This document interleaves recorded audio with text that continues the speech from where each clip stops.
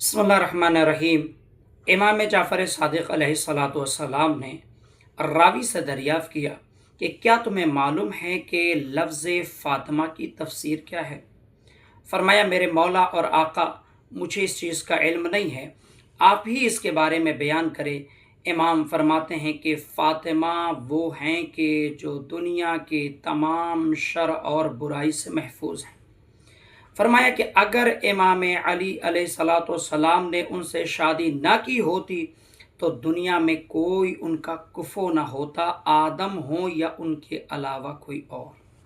इमाम रज़ा अलैहिस्सलाम ने रवायत की है कि पैगम्बर इस्लाम सल्लल्लाहु अलैहि वसल्लम ने जनाब सिद्दीक़ तहरा से सवाल किया कि ए फ़ातिमा, क्या तुम्हें मालूम है कि तुम्हारा नाम फ़ातिमा क्यों है? मौला अली आगे बढ़ के कहते हैं, या रसूल अल्लाह, बयान करे कि फ़ातिमा का नाम फ़ातिमा क्यों है? रसूल खुदा फरमाते हैं कि क्योंकि परवरदिगार आलम ने फ़ातिमा को और उनके चाहने वालों को जहन्नम से आज़ाद कर रखा है। इब्ने अब्बास ने माविया से कहा था कि क्या तुम्हें मालूम है कि फ़ातिमा का नाम फ़ातिमा क्यों है? कि मैंने बारहा सुना है कि पैगम्बर इस्लाम सल्लल्लाहु अलैहि वसल्लम ने फरमाया कि अल्लाह ने फ़ातिमा और उनके शियों को जहन्नम से आज़ाद कर रखा है।